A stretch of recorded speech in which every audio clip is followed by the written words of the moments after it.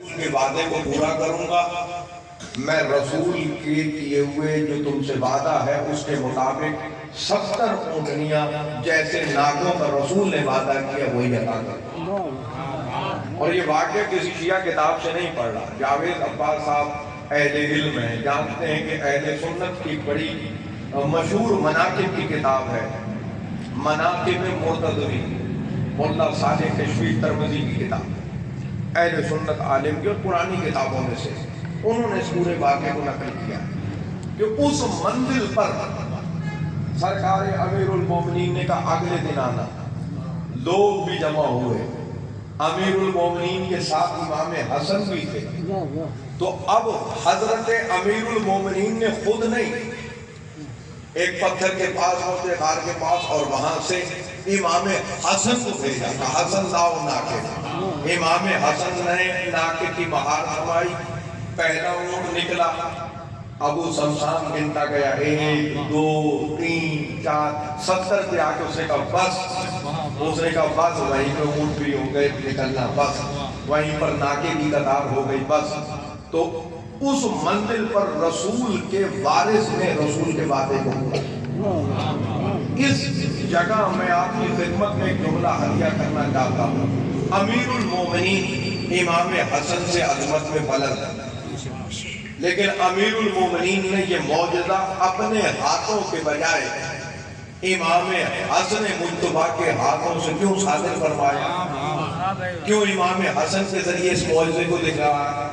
تو اس پر ہمارے علماء نے ایک عجیب جملہ کہا ہے اور وہ میں آپ کے حوالے کر رہا ہوں کہ اس گھرانے کی عادت ہے کہ ہر پہلے والا بعد والے کا تعارف کراتا ہے، جیسے محمد مصطفیٰ نے غدیر میں علی کا تعارف کرایا، ایسے بھرے مدینے میں علی علیہ السلام نے حسن کے ذریعے ناکوں کی قطار کو نکلوا کر مدینے میں حسن کے لیے غدیر بنائی۔ واہ بھیا، واہ بھیا، واہ بھیا، واہ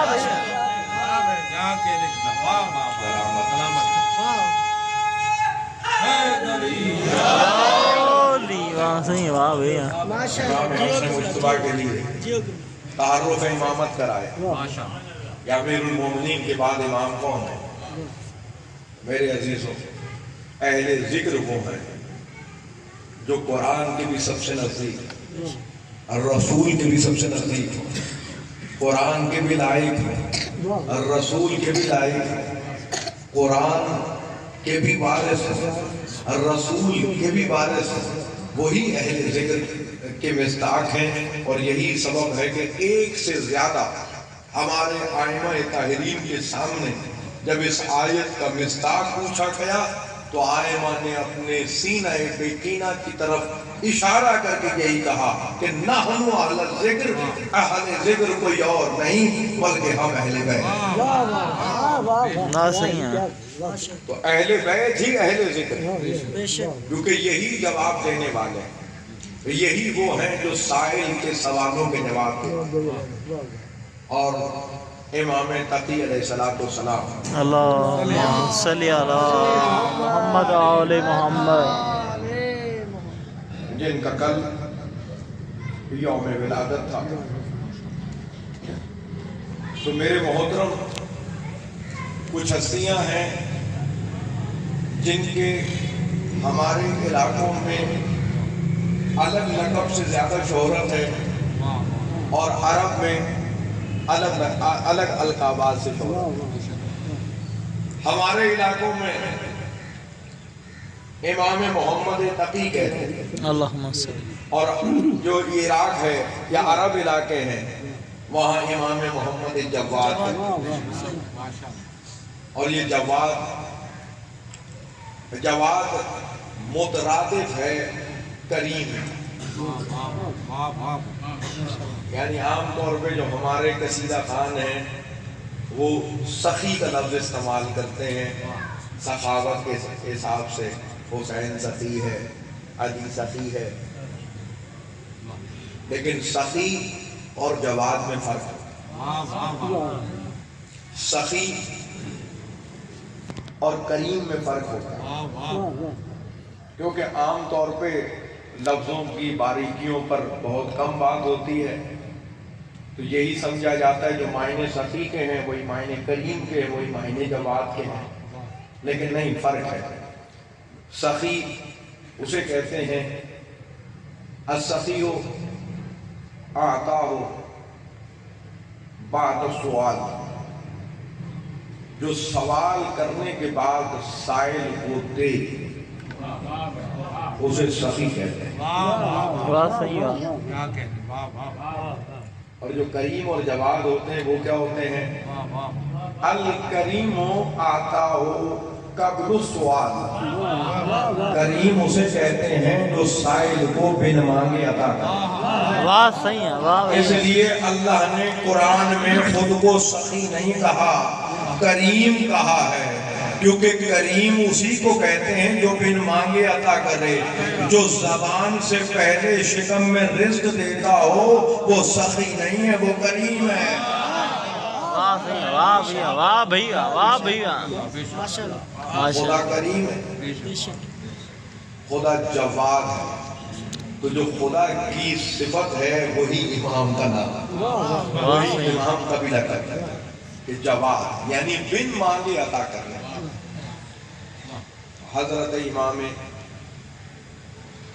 मोहम्मद तकीउल जवाद हमारे नवे इमाम, सिलसिला हिदायत के नवे इमाम, और हर इमाम अहले ज़िक्र, हर इमाम अपने ज़माने का सबसे बड़ा आलिम है, तो बचपने का आलम है। मामून जो उस दौर का अब्बासी हाकिम है वो गुजर रहा था, और ये प्रोटोकॉल की हटो बच्चों की आवाज़ें आज की नहीं है, पुरानी है। तो हटो बच्चों की आवाज़ें हुई तो आ गए। एक ही मेरा इमाम था जो मैदान में खड़ा हुआ था, रास्ते में मौजूद था, तो मामून मुताज्जिब हुआ कि बच्चे भाग गए, बड़े भाग गए, ये बच्चा है कि अपनी जगह से हिलता नहीं है। तो मामून ने सवारी को रोका और कहा कि आप रास्ते से क्यों नहीं गए? तो इमाम ने 3 बातें रखी। कहा मैं रास्ता क्यों छोड़ता? अव्वल तो मैंने कोई जुर्म नहीं किया। वाह भैया, वाह भैया, वाह भैया। दोम ये कि रास्ता तंग नहीं है कि मुझे हटना पड़े। सोयम ये कि तेरा जुल्म तू, या तो मैं तुझे जालिम समझूं, या तो जालिम हो, यानी अगर तू इकरार करता है कि तू जालिम है तो जालिम है, तो फिर चला जाता हूँ। जालिम का मैंने तुझे गुमान नहीं किया, और रास्ता तंग नहीं है, और तीसरी चीज ये कि मैंने कोई जुर्म नहीं किया, मैं क्यों भागा? तो इस पर मुताज्जिब हुआ और कुछ हैरानगी के बाद आगे गया। अब जब आगे गया तो जिस तरह से बादशाहों के पुराने ज़माने के शौक होते थे, इसने आज को भेजा और वो शिकार करके एक छोटी सी मछली को पकड़ के लाया। तो अब ये वापस पलटा तो इमाम मौजूद थे। तो यहाँ पर ज़ीशान नजवादी साहब ने जुमला नकल किया।